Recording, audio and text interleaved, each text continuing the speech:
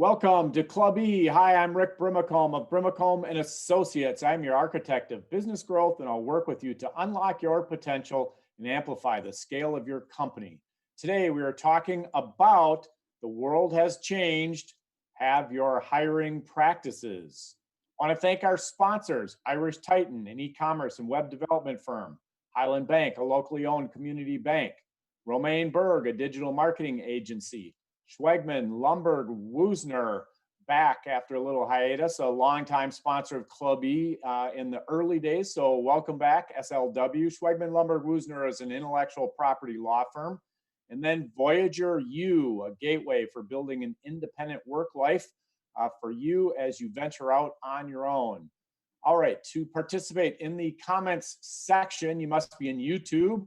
You can submit questions there. We will do our best to weave them into the conversation. And while you are there, please hit the subscribe button and hopefully the like button as well. In addition, you can now catch Club E on your favorite podcast platform. So there's many ways that you can listen. You can also check us out on the clube.com website for all the past videos as well. All right, with that, I would like to welcome Renee Frey, founder and president of TalentQ. Welcome, Renee.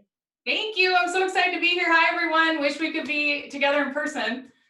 Absolutely. And we were talking ahead of time about being excited to do this conversation. And so we appreciate you joining us, Renee. And then for those of you who are not in YouTube, because if you are, you can see Renee's email in the comments field. But if you're not there, grab your pen. It's Renee, RENEE.Frey, FREY, at TalentQ, the letter Q.net. So that's how you can get a hold of Renee. Renee, tell us a little bit about yourself, your background, your firm, and the various things you're up to these days. Yeah, so I'm Renee. I grew up in Forest Lake, Minnesota, and found my way actually over to the other side, Hudson, Wisconsin, because my husband and I actually met at Dick's Bar and we never left. No, I'm totally kidding. We really did meet though at Dick's Bar, but we moved to Hudson because we fell in love with the St. Croix River Valley, and it's a great community to raise a family. And it's really ironic sometimes how your life comes full circle. So I've been recruiting in the recruiting business for 20 years. This is my passion. This is why I get up in the morning, what jumps me out of bed every day. And let me tell you a little bit about how I got there with all that experience, because I certainly don't feel that old. But I got started 2 years right out of college. I kind of landed in the recruiting world, the third-party recruiting firm. And I loved it. I loved helping people get pay raises and promotions. I loved working with companies to find and uncover the best talent. But I felt this entrepreneurial spark inside myself. And I was like, I'm going to own my own recruiting firm. But now recruiting firms are a dime a dozen. So I had to figure out what was going to give me an edge. And that edge was going to be, I had to get corporate recruiting experience. So I had to go work for a big company and figure out how they did it on the inside. So that company I ended up at was Target Corporation. I had the incredible opportunity to see all 14 headquarter divisions. So finance, merchandising, sourcing, marketing, you name it, I recruited for it. Also was able to recruit for the leadership positions in the field, in the distribution division and the stores division. And I was there for 7 years, took all that experience that I gained, started TalentQ, and we are located 2 miles from my house in downtown Hudson, because when you own the joint, you get to pick your commute, right? Absolutely. And I just love what I do every day. We recruit nationwide for companies. I've also written a book called I Hate Mondays, a guide for job seekers to help them jump out of bed and find a job they love. And I also host a video podcast called Careers and Cocktails. And you also do public speaking, career coach, resume writer. Also, I suppose you're a captain of your boat on the St. Croix and probably do a little coaching for swim and dance with your girls. And so You definitely have a lot going on. Tell us about some of those other things. Yeah, so I have two daughters. They are 8 or 9 and 11. One just turned 9 this month. They're both in competitive dance, and then my oldest is in competitive swim. And so they keep us very busy. Um, I'm constantly in a swimming pool, not now, but now we get to watch virtually, which is one of the bonuses. I don't have to sit in a hot, sweaty swimming pool. I get to sit in the comfort of my living room and have it on the big screen, watch her swim. This weekend is actually, there is a dance competition that is taking place in Bloomington. And so I'm really, really excited for my girls to go. They figured out how to do it safely. So I'm excited for that. What else? Yeah, we love the St. Croix River. And then also travel's a passion of yours. You and the girls and your husband do traveling as well. Yep. So right before, so November, before the whole world shut down, we were able to take them on their first trip overseas. We landed in Paris. We spent some time in France. We went to Belgium, and then we have family in the Netherlands, and we were able to spend Thanksgiving there, even though the people in the Dutch don't celebrate Thanksgiving. But my husband and his brother were able to find at like a grocery store, one of the deli guys got us two turkeys and roasted them in the rotisserie. And then they dropped them off at our Airbnb where we were staying at. And we had the most magnificent Thanksgiving overseas. And I was so delighted, not only because of that, to have the family together and to show Chris, my brother-in-law, and his girlfriend, their family, what a American traditional Thanksgiving dinner is like, but that my girls, my daughter, Elena, said to me when we saw the Eiffel Tower, she said, "Mom, it was my dream to come here." And I said, "Baby girl, it is my dream to show you the world." So we're super excited that we get to travel with our kids now. Good. Well, hopefully we'll get out of the COVID lockdown and you can get back to doing some more of that travel. Yeah. So let's start there. COVID lockdown. So there's a new work environment. We got thrown into it. We didn't choose it. How do you maintain employee engagement virtually? And for example, how do you replace the water cooler chatter, talk, etc.? What are you doing, and what do you recommend for companies? Yeah, great question, Rick. Keeping remote teams motivated can be really difficult because you don't have, like you said, that informal small talk, the walk by fist bumps, or the water cooler interaction. Rather, your team is all sitting behind computer screens, God knows where, right? All across the state or the city in different locations. And motivating remote teams goes well beyond the computer screen and even beyond the entire team, because there's no blanket action that you can implement in that's going to inspire your entire team. So I always like to tell leaders, if you can figure out what individually motivates everyone on your team, that's going to be the golden ticket. And if you know what motivates every single person on your team, you can then appeal to their values and light a flame inside of them. So oftentimes motivation starts with inspiration, right? Inspiring them to do great work, to achieve deadlines, to continuously reach for the stars.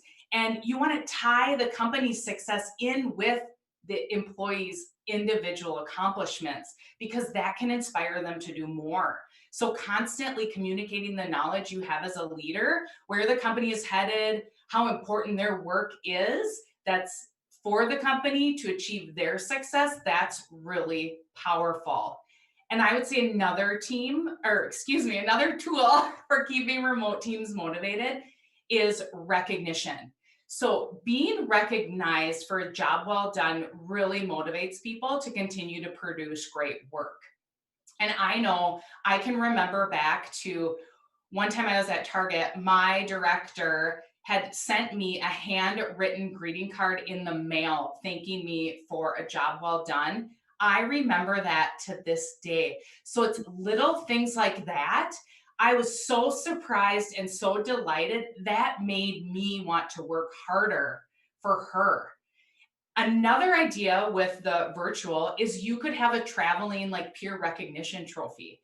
We used to have these at different companies I worked for, but you could actually have the team decide what's the traveling trophy going to be. And then it'll start with one person, maybe draw a name for who gets it first. But then after that, that person would have to give it to another peer and provide some recognition, drop it in the mail, get it sent over to them. They can take selfies with it, have it on their desk, but that's really fun because it brings the team together, and then they want to win, as a team, and I want to get that silly gnome trophy. I think one of ours was at one time. And, let the team decide what it is, because they're the ones that can be super creative and really get involved. And then another way is to host non-work virtual events. So I've heard teams that are doing online Jeopardy, bingo. I've even heard teams doing virtual tours. Like I know somebody that did they hired a person to do a virtual tour of Rome, which is super cool. But there's so many options. So rather than have the leader select the activity, again, find out what appeals to your team, because I think you might be surprised at some of the ideas that they come up with. And then here at TalentQ, we use these, hopefully you can see it, they're called Actually Curious cards. And we pull one out before every meeting, and we all have to answer it. And it's just a super meaningful thing to do, because they have relevant topics, and it really keeps teamwork alive. And when you know more about one another on a personal level, you have greater empathy. And with all of that, it elevates the entire team, because when you know each other personally, you can work better together, you can communicate better together, and then the entire team can succeed.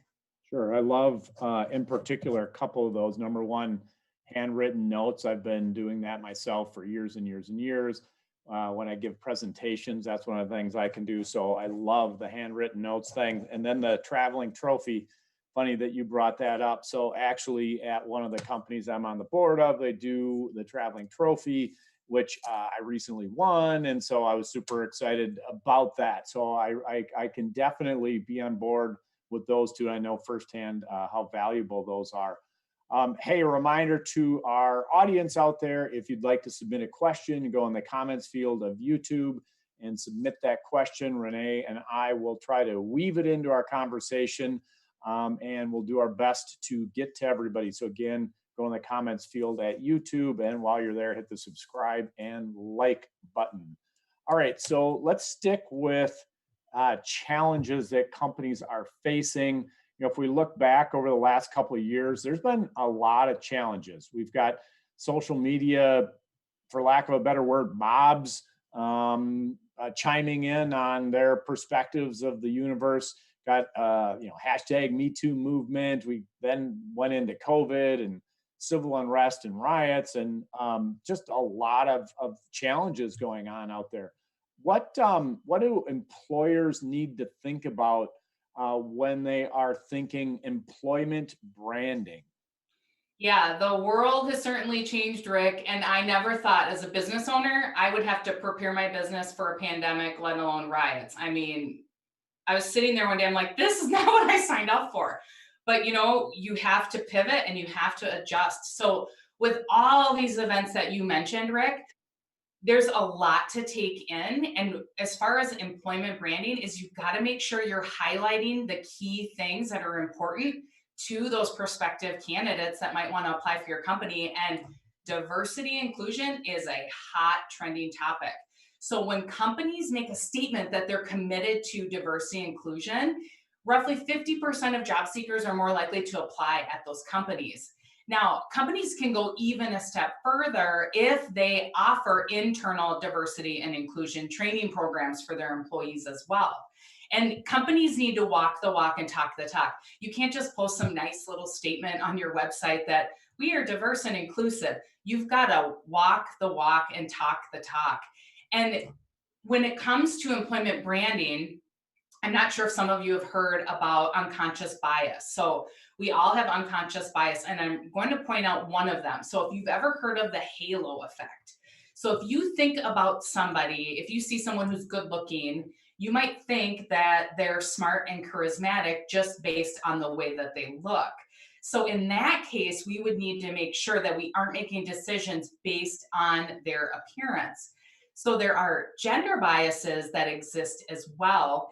And, I'm sure you've heard this. A female might be perceived as aggressive, while her male counterpart may be described as confident.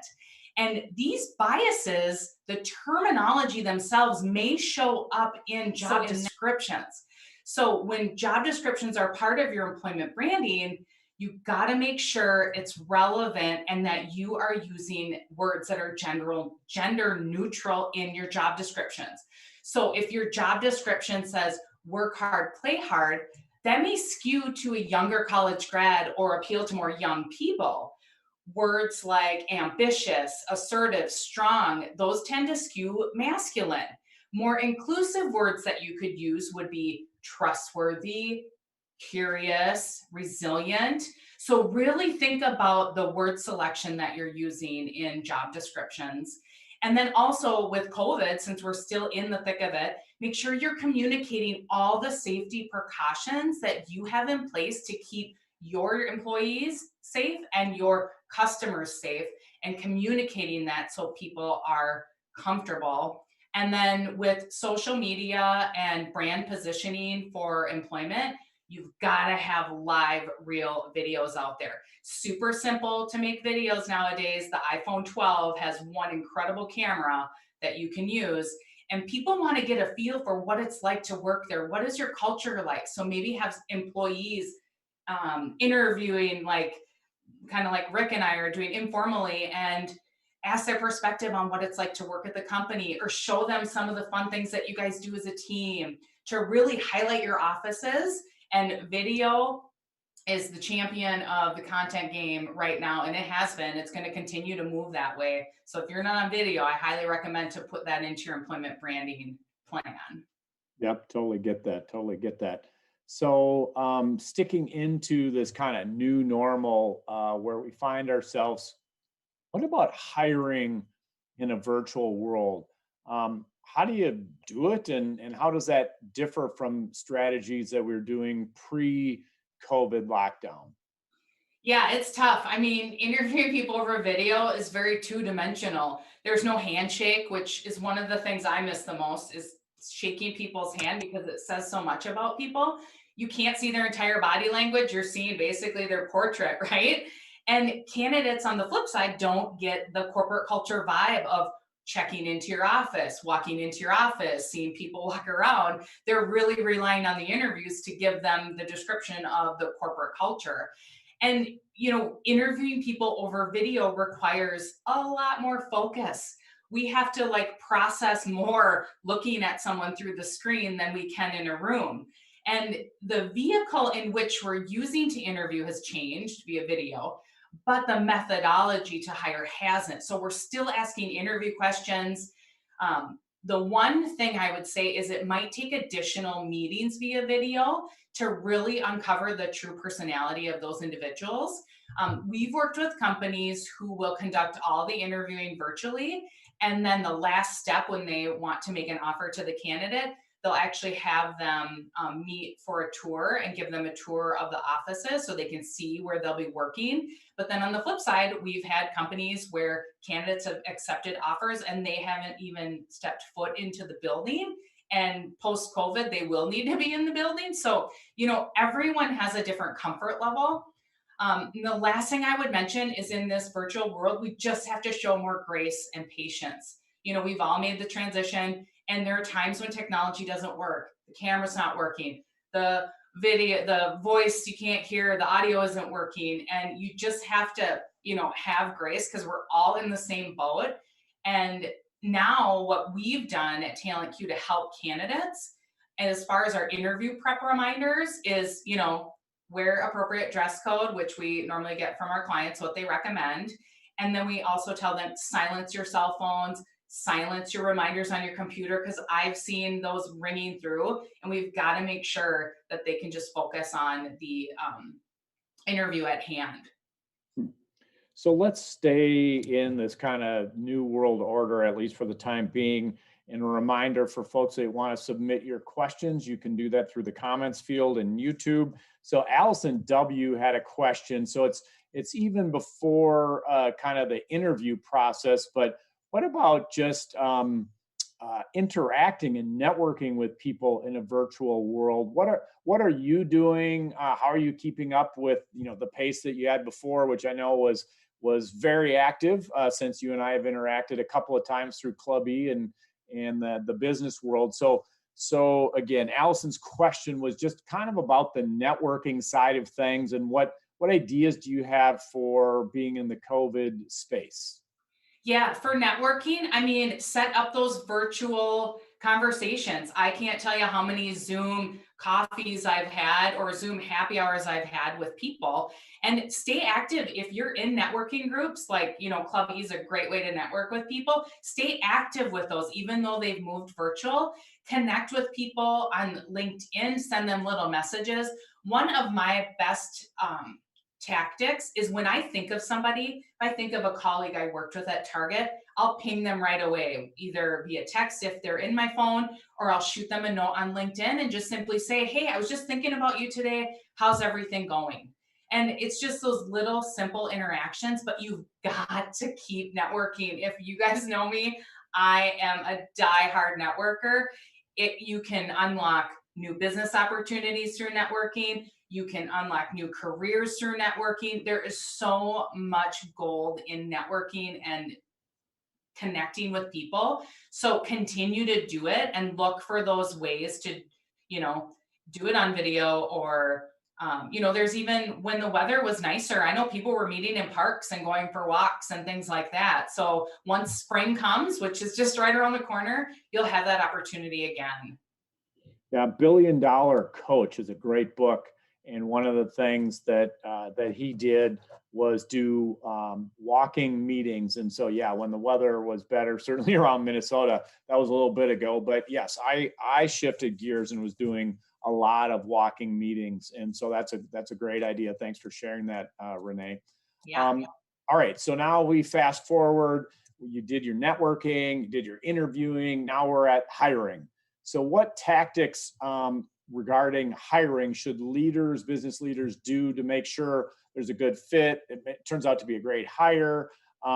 Given the COVID lockdown, how do we do it now versus how we did it before?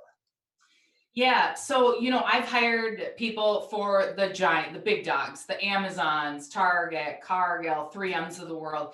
And what those big dogs have, those huge companies, they have a ton of resources.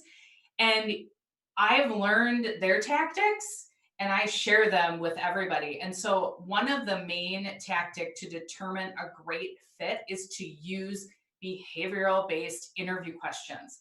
So, the questions that are tell me about a time when. And then when the candidate is responding, you want to make sure you've set the expectation up in advance before you ask them behavioral based questions and say, now, what I'm looking for, John, is what the situation was, what the specific task at hand was, the actions, the very specific actions you took, and then what was the end result. And then you also want to make sure you say, I may be interrupting you at times to make sure I'm getting the information that I need. And if you need me to repeat any part of the question, just let me know. But this is the greatest indicator. The candidate has to go through an exact situation and share a ton of detail. And this is the best indicator of their future behavior, how they will handle similar situations in the future. And so I'll share an example. Companies like Amazon, on their website, this is no trade secret, they have 14 they call leadership principles. And they have interview questions around those 14 leadership principles. So, for example, what I'm trying to convey here is if you need someone who's a problem solver, then you need to ask a question that's going to uncover their ability to problem solve. So, a question like, tell me about a time when you uncovered a solution to a problem that you initially didn't have a solution for. That would be a great question to ask. And you got to make sure, though, as the interviewer, you feel comfortable probing because you want to dig deep and keep probing and asking follow-up questions so you have a clear understanding of how they worked through that situation to see if that's if their behaviors are going to fit into what you're looking for, if their characteristics are going to fit into what the greater company goals. And that I really feel is one of the best ways to find a great fit. And, you know, for small and mid-sized companies, you've got to make sure you're asking the same questions to every candidate that applies to a specific position. Because legally, you start asking different questions, that can be a hot mess and put you into legal trouble. So make sure you keep the questions that you've selected for that position, you keep them all the same for every single candidate. And we've actually at TalentQ, we help provide our clients with job descriptions if they need them. We help write them. We also help them select interview questions. We give them interview packets that we've created. So we do all of that. And we even prep their team if they need to. And, we understand that hiring leaders aren't interviewing people every day like we are at my team. So it takes, it takes some comfort level to interview people and like interrupt them, because you're not typically interviewing people all day. You're going about, achieving your goals for the company and your team. Very good tips there. Thanks for sharing those. So got a question from Rob. We can stay here because it has to do with the interview process and meeting and talking to candidates. Question from Rob, longtime listener. Thanks, Rob, for being here today. What are some of the strategies to find out what truly motivates someone without directly asking them what motivates you? Yeah, how to find out what motivates them. You know, you that's a great how to find out what motivates people. So this, like in an interview setting with my team, we've used the book. It's like the love languages book, but translated to work, 5 appreciations in the workplace. That's a great book. And then, but if it's in an interview, it's really, I think, just asking them like, what gets you out of bed in the morning? And really sitting and listening to what they respond with, and then maybe probing with some additional questions there, because they'll tell you. Like, I've had people, when I ask people what gets you out of the bed in the morning, and like some funny people say, my alarm clock. Okay, besides your alarm clock, what gets you what gets you out of bed, what gets you excited? And those types of things you could ask. Or you could also say, how do you like to be recognized? That might uncover a little bit of what you're looking for on what motivates them. Great. So staying with hiring here for a little bit, what are some of the key trends that you're seeing in the hiring market right now? Yeah, so what I'm hearing is there's a lot of disgruntled employees out there. They're experiencing total burnout. They're living at work. I've heard, of many people feeling overworked. Companies have laid off people due to COVID, and so the work is falling on, greater workloads are falling on the existing teams. But then on the flip side, I have companies that are currently hiring, experiencing, continuous growth, and they're continuing to hire. So from a candidate perspective, what I've been seeing is there's about 15% of people who will not change jobs no matter what, no matter how overworked they are, because they have to keep up with their kids' virtual learning. They have to keep, they're getting the flexibility that they need to do their job or whatnot.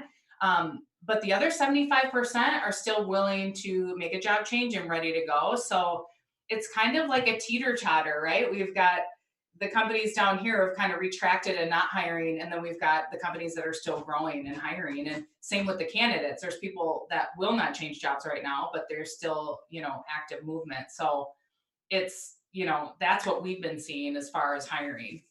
Sure. How about looking forward? Eventually we're going to get out of this COVID world. As you think about that, do you believe these trends are going to change, or do you think they are going to stay with us? Yeah, I think we're going to see a huge retention issue once we emerge post-COVID, because I predict we're going to have a surge of people changing employers, the ones who are disgruntled, who their workloads went through the roof during all of this. They're going to be like, I'm out of here. But I would say from a remote work standpoint, I think companies were forced into it, and they've realized, hey, we can do this. We can be successful doing this. And some of our team really is thriving. So I think that trend is here to stay. I think companies are going to have to figure out, what's that balance for them and their culture. Do they want people remote? Do they want people in the office? Is there going to be more of a balance? Are employees going to be able to choose? But I think remote work and video interaction is here to stay for sure. Great. So as we work through the process, we talked about networking, we talked about interviewing, we talked about hiring. What about onboarding? How do you onboard an employee remotely? And how do you think this is different from past strategies? Yeah, I love the topic of onboarding. Great onboarding actually leads to really high employee retention rates. So 70% roughly of employees are more likely to stay with a company for 3 years if they have a terrific onboarding experience. Now, I don't want you to think of onboarding as day one when they're sitting butt in chair. Think of onboarding the second they accept your offer. That's when the onboarding begins. And most of those people are going to have to give a 2-week notice. So you want to stay really connected with them through text and email and, reach out via phone, and connect with them the second they accept that offer, reconnect with them, and then set up some touch points. You want to make sure you get all like the paperwork stuff done, make sure you order all their computers and all of that. But your onboarding should be very similar across your entire organization. So you have to come up with a blueprint. Similar to when you're building a house, you start with the blueprint, and that blueprint should have some key items. So again, have their equipment all ordered so they have immediate access to the systems on their day one. Figure out, are you going to mail them their equipment? Are they going to have to swing into the office right now with COVID? You'll want to calendar virtual activities on their calendar. You'll want to put in some self-paced video learning virtual learning courses if your company offers those. And then get the team involved. Have the team train them on certain processes or certain nuances about the company. And my favorite, assign them a buddy. So someone who's a peer that they can ask those mundane questions to, like, hey, how do I get more Post-it notes? Or, that stuff that they're not going to ask their leader. And they can go to that person for those nuanced questions, and then have consistent check-ins. The leader should with the new employee to make sure how they're feeling. Are they ready to give them more tasks, or do they need to, throttle back a little bit? But those are, the things that I love about onboarding is make sure it's a phenomenal experience and consistent across the org, so you will have that retained employee. Absolutely. Absolutely. So looking forward, windshield versus rear view mirror, how do you think recruiting, hiring, and onboarding are going to look, say, if we go out a year or 2 or 3 years? Yeah, I think in a few years, I have faith the economy is going to bounce back quick, and we're going to return back to those low levels of unemployment, back to when it was super competitive, candidate-driven market. And I foresee a lot of movement happening there. Regarding recruiting, hiring, and onboarding, all of that still takes human interaction, whether it's in person or virtual. And I actually think video interviewing will be here to stay. It's incredibly cost effective. It eliminates the need for airfare or hotels if you're considering a candidate from out of state. I could see companies doing first round of interviews via video, selecting their top finalists, and then bringing those people on site in person. And as far as working remote, I definitely think that's here to stay, because I feel like the employee population has been screaming for that. The younger generations have been screaming for that for the past years. And finally, we were forced into it. And, there's some of us who are capable of working from home and some of us who aren't. And so I definitely think companies have kind of woken up and are going to be able to be a little more flexible with their teams to offer that remote opportunity. Reminder to everybody, if you are on YouTube, you can submit a question. Similarly, while you're there, please hit the subscribe and like button. We got a little more time to answer questions. And then we got a couple more here that Renee and I have talked about ahead of time. Question from Rob. and now we're back to the videos here, sticking with that. How effective do you think the internal LMS videos are for onboarding? Well, they're good. They're a great foundation. You've got to have a foundation, right? And I think the internal LMS, they do get kind of long. So make sure when you're scheduling the onboarding or mapping out their blueprint, make sure it's not like 5 hours of video in one day. Make sure there's interactive activities as well. But I certainly think to create that consistency, those are incredible. I think a lot of companies have those. And, it can really help you so that the employee is doing that self-paced learning versus taking someone's time, right? And then you've got two resources. So it's, they can do some self-directed learning with their LMS systems. Another question from Matt. We ask these kinds of questions a lot here at Club E. Again, the website's clube.com. What's a common mistake that you see over and over and over again with companies when they are going out to recruit and hire folks? Common mistake is don't just post and pray people, don't just post your job and pray people are going to apply. If you want the best of the best, you have to go find who the best are and reach out to them. These are gainfully employed people and entice them to your opportunity. So there's a lot of times with us at TalentQ, if I always have the hiring leaders we're working with, I always say, hey, if I get someone interested, but they're not willing to throw their name in the hat yet, will you have a 15-minute exploratory conversation with them? 9 times out of 10, the candidate that I've reached out to that wasn't looking for a job, they'll say, of course, because they're smart, right? They want to hear about the opportunity, add another person into their network. And what's 15 minutes on both sides, right? So I would say, open your calendar to those exploratory conversations and don't be afraid to reach out to people who haven't applied to your job. You've got an incredible network. And another thing that I always talk about, the most cost-effective way to hire is internal referrals. Ask your teams, hey, who do you know that was good at this? Who did you work with in the past that you'd recommend? You have to tap on people's shoulders and remind them about referrals. And when they surface referrals, though, you're going to get some great people because those aren't people that are looking for jobs either. What about on the internal referrals? What about a reward? And if so, what do you recommend as far as rewarding your team for sending over referrals? Yeah, I say blow it up. I mean, at Target, they used to give these big, humongous checks back when the referral, when I was there, was $1,000. They had since changed it. I know some companies that do $250 Visa gift cards. I know some companies that do $5,000. So it really depends what you have budgeted and how urgent that need is. So like the $5,000 ones, these are the CPA firms that want, the great accountants. They're willing to spend the money there. But I would say you got to just start somewhere. $100 is better than nothing, or a $50 gift card, or a pizza lunch for your team that submits the most referrals. But definitely have something in place because that's the most cost-effective way to hire. Okay. And then again, I've said it a couple times, but there is a little bit of room here to ask a question. So anybody out there can submit it to the YouTube comments field.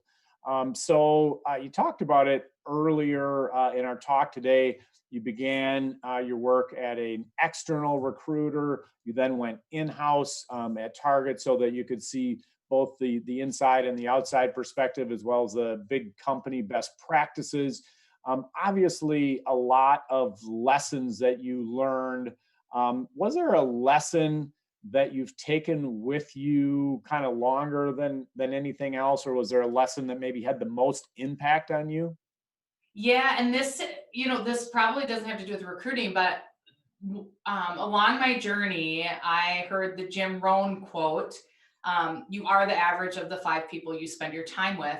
And I wish I would have learned that quote sooner, or heard it sooner in my career, because there are a lot of relationships or people, and I call it, you got to continuously weed the garden, because if you want to get to a different level. Or if you're a growth mindset person, you got to hang out with growth mindset people. People are going to push you, constantly challenge you to get you to that next level. And so that's the one thing that always resonates with me. I actually think about the quote every single day. So you are the average of the 5 people you spend most of your time with. And we're only on this planet once, so choose wisely. Absolutely, absolutely. Very good point. Thanks for sharing that. All right. So as we think about our topic today and the conversation we've had, is there one key takeaway that you would like the audience to bring with them afterwards? Maybe it's something that we talked on, but maybe didn't get into as deep as you would like, or maybe it's something that we didn't get to. But if there's one thing that you'd like our audience to remember about today, what would that be? The one thing, re-recruit, re-recruit, re-recruit. And you're like, what the hell are you saying, Renee?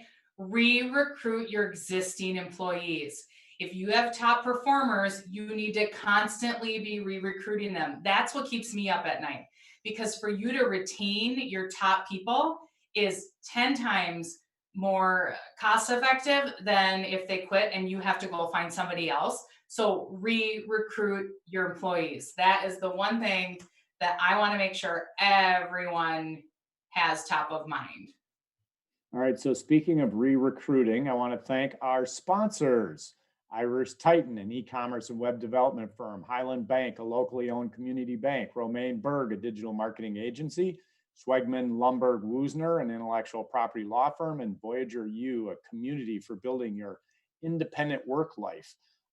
Renee, it was fun. I know back when we were doing things in person, we had you to the St. Paul Clubby. Look forward to doing some clubby sessions again in person. Enjoyed our conversation. Would you be willing to come back and spend some more time with us in the future? Absolutely. Thanks so much for having me. Yeah, and Renee, if somebody wants to reach out to you directly, how would they find you? Yeah, you can find me on LinkedIn, Renee Frey. It's spelled F as in Frank, R-E-Y, and I'm with TalentQ. You can just click connect and I'll connect with you there. Otherwise, you can go to my website, talentq.net. And then your email address? Renee, R-E-N-E-E dot F as in Frank, R-E-Y at talentq.net. All right. Thanks, Renee. Look forward to more interactions in the future. Thanks for sharing your wisdom with us today. And I appreciate it very much. Yeah, you bet. I'm so grateful. Thank you. Thank you.